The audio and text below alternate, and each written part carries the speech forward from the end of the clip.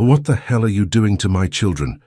Richard Walker's voice cracked through the marble silence, thundering down the sunlit corridor like a shockwave. He stood frozen in the doorway of the sitting room, his jaw clenched, his hands balled into fists. Hannah didn't move. Mist lingered in the air, catching beams of sunlight, scattering them like tiny stars across the floor.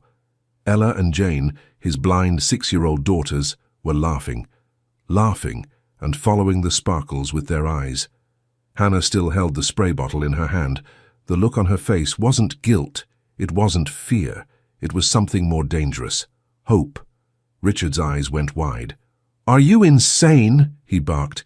"I gave you strict instructions." Hannah didn't answer. Not yet. She couldn't. Not when Ella's face was glowing. Not when Jane was reaching out toward the light. For a split second, the world slowed down. In that silence, Hannah thought only one thing. This is it. This is the moment everything breaks. Or everything begins. But maybe we're getting ahead of ourselves. Let's rewind. 6 weeks earlier. Back to the day a young woman stepped onto the grounds of the Walker estate with nothing but a duffel bag and a quiet promise she'd made to herself long ago. Help where you can, even if it costs you everything. The mansion stood like a monument to grief, towering, beautiful, cold, gilded mirrors that never reflected joy, velvet curtains that blocked more than sunlight, hallways that swallowed every sound. It was a house built on billions and broken hearts. Richard Walker, the tech mogul whose empire had changed the digital world, hadn't smiled in years.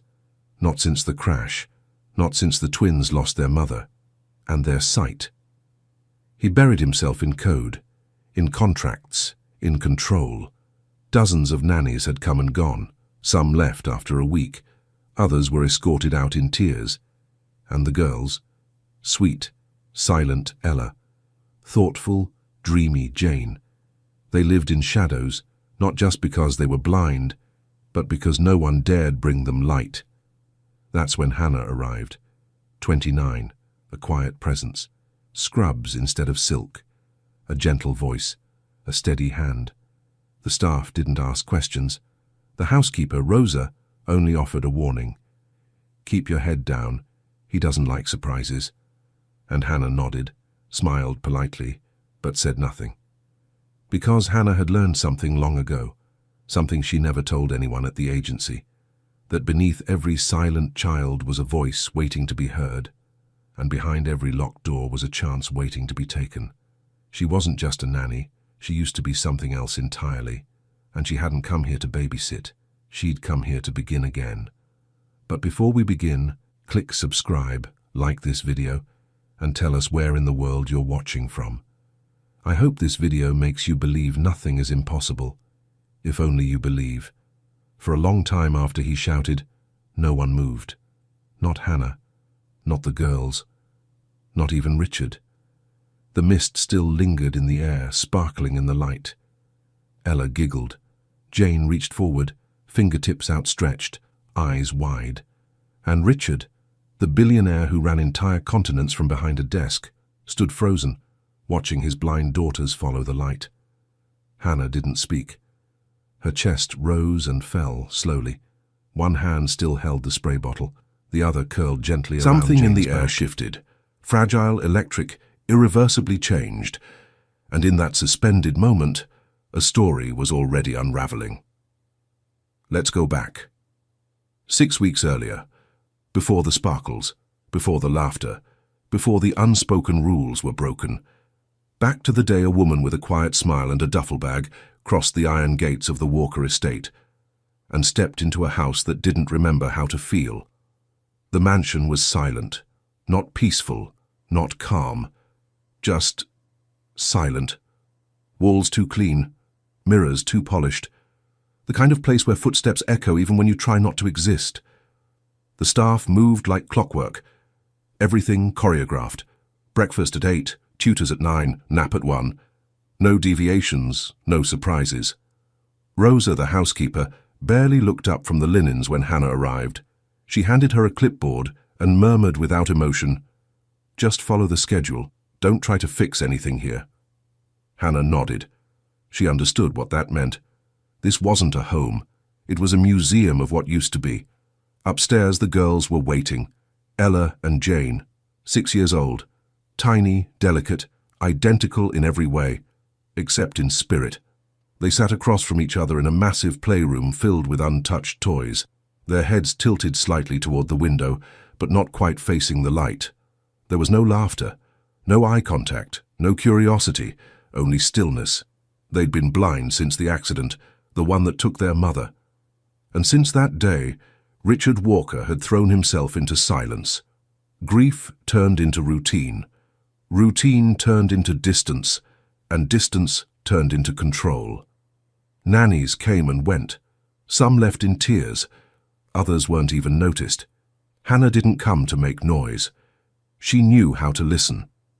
And from the moment she stepped into the girls' room, she heard everything no one else seemed to hear. The way Ella's fingers lingered on textured fabrics, the way Jane tilted her head when the kettle whistled in the kitchen downstairs, the way both girls seemed to lean toward the warmth of morning sun, even if they couldn't see it. Tiny things, quiet things. But to Hannah they were loud, because once upon a time she had studied these moments, before the scandal, before the suspension, before her name was whispered behind closed doors and her research reduced to nothing. She was a therapist once, a gifted one, until one false accusation left her license in ashes and her belief in herself even more broken. Now she wore scrubs instead of lab coats, smiled quietly instead of presenting papers, and answered to parents who never asked who she used to be.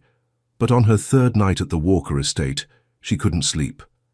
Ella had laughed that day, just once, at the sound of a wooden spoon tapping a pan. It was small, a flicker, gone in a second. But for Hannah it lit something she hadn't felt in years. Not ambition, not defiance. Purpose. The next morning, she folded a scarf with a lavender scent and let the twins hold it during story time, just to see. They didn't speak, but they didn't let go either. She wrote it down in a notebook she never showed anyone. Not because she was planning anything, but because she wasn't ready to stop being who she was, and for the first time in years something inside her whispered, "You can still help, even if no one knows what you're doing." In the Walker mansion, silence wasn't just a sound. It was a rule, a rhythm, a way of life. No raised voices, no sudden laughter, no music that hadn't been approved and preloaded by staff.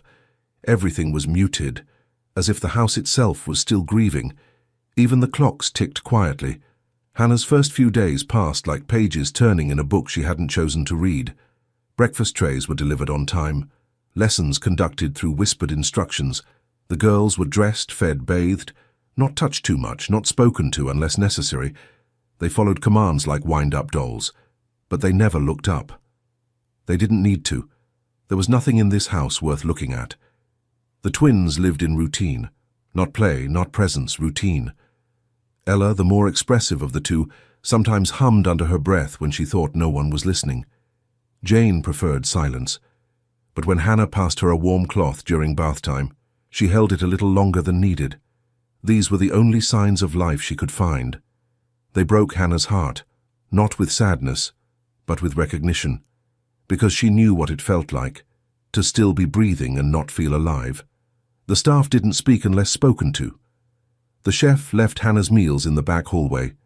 The driver rarely made eye contact. Only Rosa lingered. She watched Hannah carefully, the way a nurse might watch a patient who insists they're fine. One afternoon, as they folded sheets in the laundry room, Rosa said, without looking up, "You're not the first one to try." Hannah paused, a clean pillowcase in her hands. Rosa smoothed the edge of a fitted sheet and added, "Every nanny thinks they're going to save this place, but he doesn't let anyone in." "Richard?" Hannah asked quietly. "Mr. Walker." Rosa corrected her without hesitation. "You'll last longer if you don't forget that." There was no malice in her voice, just truth, a woman who'd seen too many people arrive with good hearts and leave with broken ones. Richard Walker was a ghost in his own home. Some nights, Hannah would hear the front door open at 2 a.m., then footsteps moving down the hall toward the west wing. Sometimes the girls asked if their father was back, But before Hannah could answer, they'd already turned over in bed, as if it didn't matter. And maybe it didn't. Not anymore. On the fifth night, Hannah sat by the window in her small attic room, watching fog roll in over the lawn. She hadn't spoken to Richard since the day he shook her hand at the door, briefly, like a man shaking off an obligation. He hadn't asked about her credentials, didn't want to know where she came from, only said, "They're fragile. Don't push them." That was it. No warmth, no hope. Just an unspoken warning. Don't try to fix what's already broken. But Hannah wasn't here to fix anything. Not anymore. She was just trying to remember who she used to be. Back in Chicago, there was a time her name had weight. She'd walked through children's hospitals and been greeted with nods of respect, smiles of relief. Her research had been featured at conferences. Her case studies praised. She'd spoken about the power of multisensory therapy with conviction. Now she was folding someone else's towels in a mansion full of ghosts. But purpose is stubborn. It doesn't always vanish when your reputation does. Sometimes it hides in the quiet and waits. The following morning, as Hannah brushed Jane's hair, a tiny thread of a smile pulled at the corner of the girl's lips. It was there for only a second. But that second was everything. Later that day, she walked past the playroom and paused. Ella was sitting alone with a small stuffed bear. Her fingers moved slowly over the fur, then up toward the bow on its neck. She wasn't playing, not quite, but she was feeling, exploring. That night, Hannah opened a drawer beside her bed and pulled out an old, worn leather journal. She hadn't touched it since the day everything fell apart, the day she swore she'd never practice again. But tonight she flipped to a blank page and wrote 5 words. Ella turned towards sound today. It wasn't a breakthrough. Not yet. But it was something. Something small. Something real. Something alive. It started with a hum. Hannah was slicing apples in the kitchen, the ones Ella liked peeled, the way Rosa showed her, and without thinking, she hummed a tune her mother used to sing while cooking. Nothing loud, just a soft, gentle melody floating through the still air. She didn't expect anyone to hear, but from the corner of the breakfast nook, Jane shifted, not just turned her head, tilted it, toward the sound, just a fraction of a second. But enough. Later that morning, during playtime, Hannah tried something else. A storybook, not read aloud but placed in front of the girls with a faint trace of lavender oil dabbed along the edge.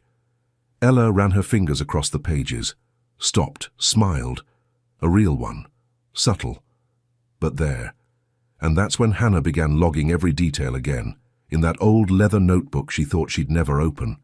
She didn't call it therapy, didn't call it anything, just observation. The house was still watching. Richard hadn't spoken to her since the day she arrived, and Rosa was starting to linger near doorways a little too long. So Hannah moved carefully. No equipment, no protocols, no raised flags, just intention.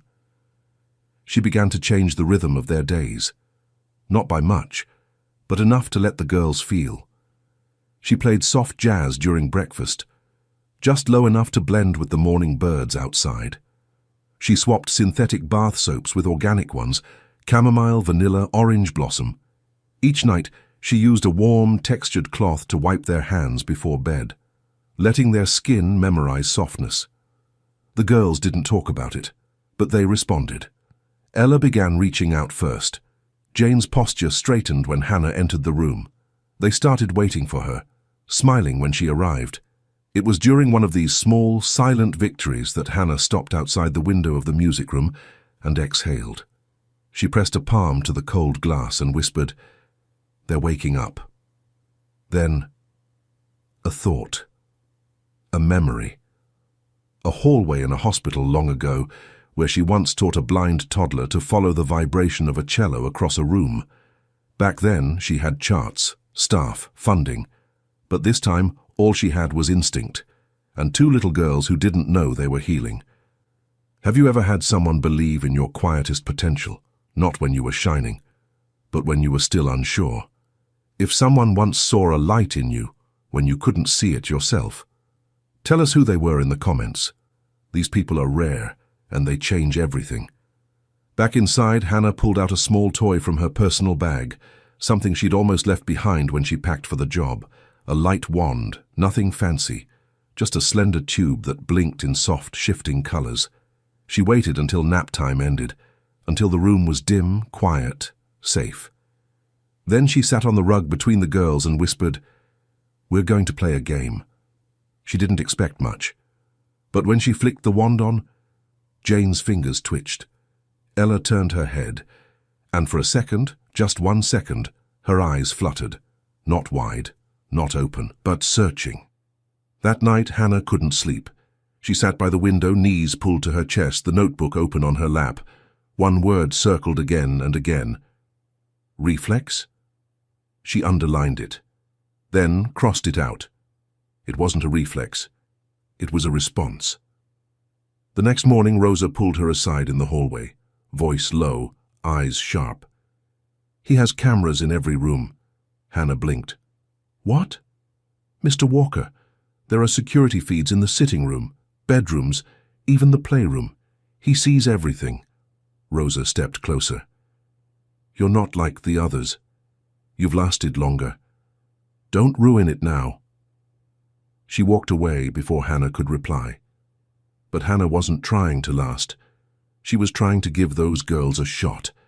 Every night the girls made progress, and every night Hannah felt the pull of a truth she had kept buried for years. She wasn't just a nanny, not really. She had once been something else, someone else. Before the scandal, before the silence, her name meant something. Dr. Hannah Elise Ford, pediatric sensory therapist. Respected, admired. She had lectured on neuroplasticity at Johns Hopkins. Her paper on cross-modal sensory recovery in blind children had been published in 3 languages. Hospitals flew her out to consult on complex cases. She'd been building something real. And then, everything collapsed. It started with a boy, a 6-year-old patient from a high-profile family in Chicago. She'd been treating him with a personalized sensory program, tactile pulses, spatial sound mapping, mild photic stimulation. The child was improving. Everyone saw it. But when he developed sudden seizures, the family blamed her. The father was a powerful donor. The media turned her research into headlines. Experimental therapy triggers emergency in child. Doctor under review after controversial stimulation session. It didn't matter that the seizures were later traced to an undiagnosed condition. By then, the hospital had already distanced itself. The board revoked her access. Her license was suspended, pending review. The clinic she'd just opened shuttered in 3 weeks. Funding pulled. Staff resigned. Her name, her work, gone overnight. She remembered packing her office at 2 a.m. No press, no defense, just one cardboard box and hands that wouldn't stop shaking. She stopped answering calls. She stopped trying to explain. She disappeared. Her mother had begged her not to give up. "You're more than your title," she said. "Children still need you, even if the system doesn't. But when everything you built is stripped away, it takes a long time to believe you still have anything left to offer." And yet, here she was, in a mansion in Connecticut, holding a mist bottle in one hand and a little girl's progress in the other. Each day her instincts came back, not clinical ones, human ones. She remembered how to listen for breath changes, how to time music to touch, how to feel a child's world without needing to see it. But with every breakthrough came fear. Fear that Richard would find out, fear that she was risking more than just her job, fear that she would ruin everything, again. One evening, just after sunset, she sat on the window seat in the girls' room, watching Ella trace her fingers across a woven cushion. She whispered, "Do you know what this means?" Ella smiled, almost as if she did. Behind her, the door creaked. Rosa stood in the doorway. She'd seen the light wand earlier that week, and now she stood with folded arms and tired eyes. "Do you know what you're risking?" she asked. Hannah looked down at her hands. She wanted to lie, to say it was nothing, just toys, just play, but she couldn't, not anymore. "Yes," she said softly. Rosa didn't answer right away. She looked at the twins. now giggling quietly as they tried to catch the edge of a fabric Hannah had scented with orange peel. Then she turned back to Hannah. Her voice was low, worn, but not unkind. "You'd better be right." That night Hannah stood alone in the hallway, hand on the doorknob of her attic room. She looked down the corridor, toward the west wing where Richard slept. Somewhere behind that door was a man still grieving, still angry, still convinced that protecting his daughters meant keeping them untouched. But he hadn't seen what Hannah had seen. He hadn't heard Jane whisper, "It smells like the sun," or watched Ella reach toward the mist and laugh like she was catching stars. Hannah turned the doorknob and stepped inside. She sat down at her small desk, opened her notebook and wrote, "I am not here to be safe. I'm here to give them light." The mansion had never been loud. Even before the accident, it had been more gallery than home. Everything in its place, every sound, measured. Even joy, if it ever lived here, had tiptoed. But that week, something changed. It didn't start with music or footsteps or words. It started with laughter. It was Ella first, a soft, startled giggle that slipped out when a breeze brushed past her cheek and carried the scent of tangerine. Hannah had mixed the oil into the lotion that morning. Nothing special, just something warm, something alive. Ella's head turned toward the air. She smiled, then laughed, as if the scent had tickled something inside her, something that had been asleep. Jane followed, not with noise but with movement. She began tracing the edge of her bedsheet in slow, looping spirals, as if following a trail only she could feel.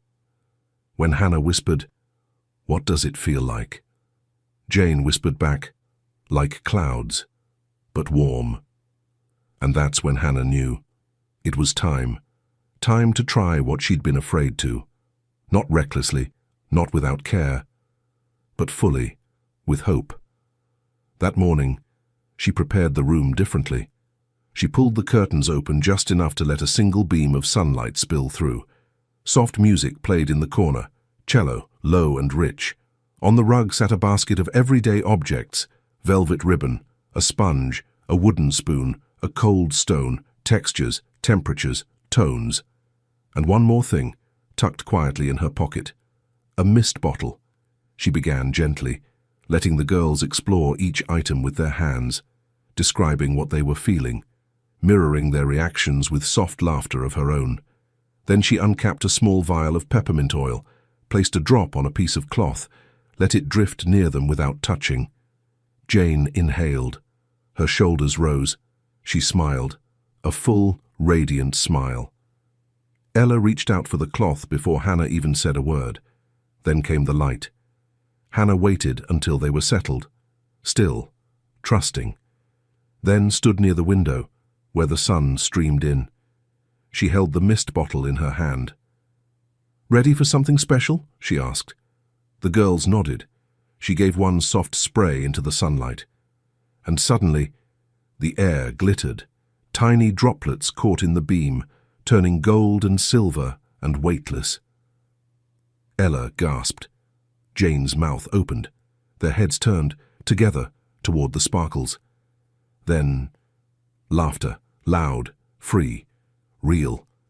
They reached up, trying to touch the floating specks, chasing the shimmer with their fingers, not seeing, not exactly, but responding, to light, to motion, to magic. Hannah could hardly breathe. She dropped to her knees beside them, not to teach, but to join. They laughed together, like they were creating something sacred and new, something that had no name yet, just sound and joy and presence. Down the hall, Rosa paused mid-step. The sound She turned made her back, eyes walked soften. into the kitchen and said quietly to the cook, "They're laughing in there." He looked up. "The girls?" Rosa nodded, and neither of them said anything more. But something in the house shifted. That night, as Hannah tucked them in, Jane whispered, "The sparkles were dancing." Hannah kissed her forehead. "Yes, baby, they were." Then Ella asked, "Can we do it again tomorrow?" Hannah smiled, brushing a curl from her cheek. "Every day." She stood at the doorway and watched them settle. And just before she turned off the lamp, Jane whispered something she hadn't said to anyone in over a year. "Good night." Hannah closed the door with shaking hands. She didn't cry. Not yet. She walked down the hall, past the cameras, past the rules, past the memory of everything she'd lost. Back to her room. She opened her notebook, wrote one word. Laughter. And under it, in smaller letters, "We're getting closer." Somewhere along the line, it stopped feeling like work. It wasn't caregiving, wasn't therapy. It was something quieter. Sacred almost. The kind of thing you didn't talk about, because saying it out loud might scare it away. By the second week, Hannah had a rhythm, not just in routine, but in her hands, her voice, the room. Every sense was a tool now. Soft music in the background, textures laid out with intention. Sunlight streaming through the window like a spotlight made just for them. The girls responded faster, reached out sooner, smiled wider. And one morning Jane whispered, "I saw sparkles again." That night, Hannah sat by the window with her journal open, tracing old diagrams she hadn't looked at in years. Her fingers hovered over one, a therapy protocol she'd designed long ago, back when her name still meant something. It was never approved. Too new, too ambitious. But it was hers. A multi-sensory stimulation model combining warmth, mist, sound, and refracted light to trigger dormant neural pathways. It had only ever lived in theory. Until now. Until this house, these girls, this chance. She didn't sleep that night. Instead, she sketched, planned, timed her breath. Because tomorrow, she would try it. All of it. The next morning, the mansion was quiet. Richard had left for New York. Rosa was occupied downstairs. It was just Hannah, the girls, and a chance to prove to herself that what she once believed in could still be real. She prepared the room like a stage, curtains drawn just enough, heat turned slightly higher, the mist bottle warmed in her hands, classical music low in the background. Ella sat cross-legged. Jane lay on her side, eyes half closed. Hannah began gently. First, scent, orange blossom, familiar, grounding. Then, texture, warm velvet against their palms. Then, sound, a chime, soft and distant. Then, mist. A light spray into the beam of morning sunlight. Tiny droplets shimmered through the air. Ella gasped. Jane sat upright. Their eyes followed the trail, not just turned, but tracked. Ella laughed. Jane clapped. Then Jane reached forward and said, "There, right there, it's shiny." Hannah's heart caught in her throat. "What do you see, baby?" Jane smiled. The sparkles dancing again. She almost cried, but she didn't. Not yet. She reached for her notebook with shaking hands. She'd barely written 2 words when it happened. Footsteps, fast, heavy, angry. Then, the door, swung open, hard, and there he was, Richard Walker, back early, suit half-buttoned, eyes scanning the scene like a man watching his house burn. He took one look at the mist in the air, the girls laughing on the rug, the spray bottle in Hannah's hand, and his face changed. "What is this?" he asked. His voice didn't rise, but it was sharp enough to cut through the air. Hannah stood slowly, shielding the girls without meaning to. She didn't say anything. Not yet. "I told you not to do this," he said. "No experiments, no therapy, no risks." His voice cracked slightly, not with rage, with fear. He took a step closer. "You don't know what you're doing." Hannah's voice was quiet, but steady. "I do." He stared at her like she was a stranger. "You're just a nanny." She swallowed hard, hands trembling, then said what she had promised herself she wouldn't. "I used to be a pediatric sensory therapist, one of the best. I designed the protocol you just witnessed. And your daughters—" She paused, looked down at them. "They're starting to see." For a full beat, no one spoke. The mist still hung in the light. The twins still laughed, unaware. And Richard Walker stood there, staring, not at Hannah, but through her, like he was watching something unravel in real time. "They're starting to see." Hannah's voice was barely above a whisper, but it landed like thunder. She knew what she was doing, and she knew what it could cost her. She stepped closer to the girls, slowly lowering the spray bottle, placing it on the rug like evidence at a crime scene. Richard's eyes didn't leave her. "You lied." "No," she said softly. "I didn't tell you everything. There's a difference." He let out a bitter breath. "You're not a caregiver." "I was. I am. But I'm also a therapist. I lost my license after a false malpractice claim. My name was dragged, my clinic was shut down. I stopped practicing there, but I didn't forget how." She looked up at him. "I wasn't experimenting on your daughters, Mr. Walker. I was helping them." Behind her, Jane laughed again, light, free, untouched by the tension. Ella turned her face toward the sunlight, fingers outstretched. Richard blinked. Once. Twice. Like he didn't know whether to scream or sit down. "You don't get to make decisions like this," he said finally. "They're my children. And they're responding." Hannah took a breath, a deep one that held years. "You can fire me, report me. I won't stop you, but please." She glanced down. "Don't take this from them." Richard stared at his daughters. Jane was humming. Ella was reaching again, not blindly, but toward something. Light, sound, warmth, something real. His jaw clenched, his eyes dropped to the floor. The weight of grief wrapped around him like it always had.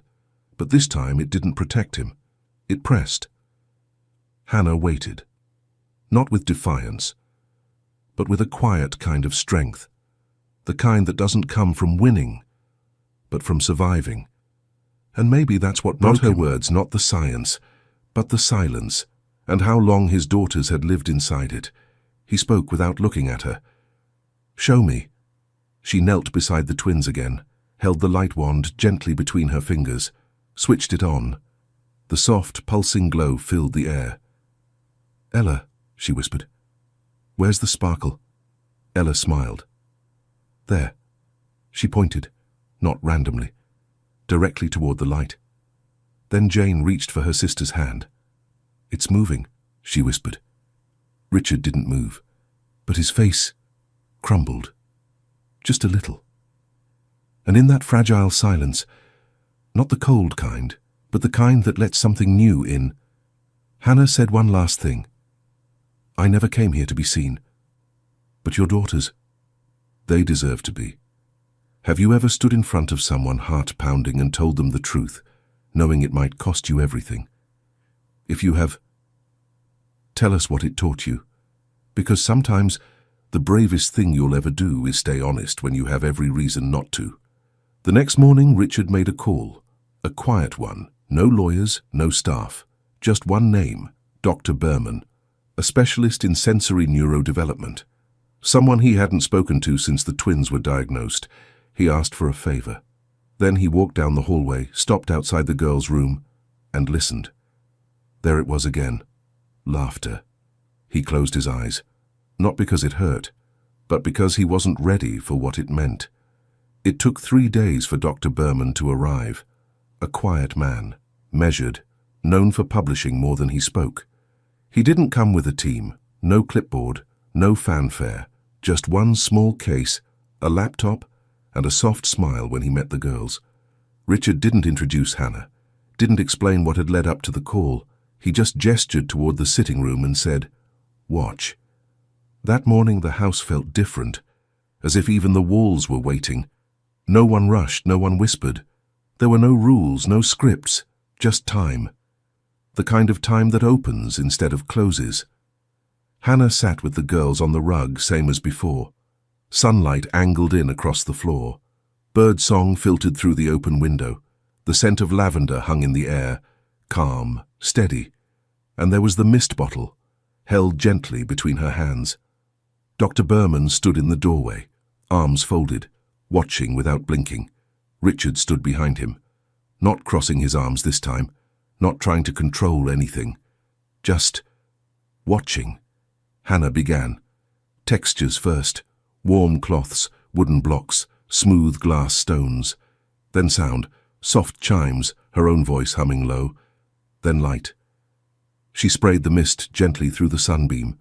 The air filled with sparkle. And like clockwork, Ella reached up. Jane turned her head. Then, Ella whispered, "It's spinning." Jane added, "It's gold today." Dr. Berman took one slow step forward. He didn't speak, didn't interrupt, just bent down, placed a small lens device near Jane's temple, and nodded. His eyes never left the girls, but his voice was certain. There's photic response. Richard didn't move. Dr. Berman didn't breathe, looked at him. They have light perception. For a second, no one spoke, and then Richard exhaled, like a man finally coming up for air. That afternoon, the doctor stayed, ran quiet tests, asked Hannah about her notes, her methods, her past. He didn't question her credentials. He didn't need to. The results spoke for themselves. By evening, the air in the mansion had changed. The girls weren't different, not really. But somehow, they felt more visible, as if the house had finally started looking back at them. Richard sat at the end of the hallway outside their room, not checking emails, not on a call, just sitting, listening. Inside, Ella was telling Jane about the color of a dream she'd had. Jane was humming something soft, and Hannah wasn't correcting, wasn't leading, just being. Rosa brought Richard tea, set it beside him without a word, then paused. "You've never sat here before." He didn't answer right away, then said, "I've never had a reason to." That night, Richard knocked gently on Hannah's door. She opened it, surprised, cautious. He didn't step inside, didn't raise his voice. He just asked, "How did you know?" Hannah didn't give a speech, didn't explain the research or the theory. She just looked at him and said, "Because I never stopped believing they could.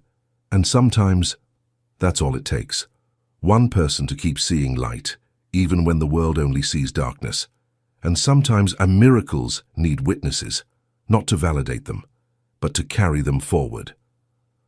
The next morning, for the first time in years, Richard didn't leave for the city. He stayed. He ate breakfast with the girls. He watched Jane trace sunlight patterns on the tablecloth with her fingertip. Watched Ella rest her head on Hannah's shoulder without being asked. And when Hannah got up to clean the dishes, he looked at her and said, "You're not just a nanny." And for the first time since she arrived, Hannah smiled, not out of politeness, but because she finally believed him. It was a Sunday morning, the kind that feels like it remembers something. The light came in gold, not soft, not harsh, just warm, honest. The house was quiet, but not in the old way, not hollow, not heavy, just still. Waiting. Hannah rose before dawn. No alarm, no schedule. She just knew. She dressed simply. Scrubs, no shoes. In the east wing, she prepared the sitting room. Windows cracked open. The air, cool and clean. Everything arranged, not with science, but with love. Warm textures in a woven basket.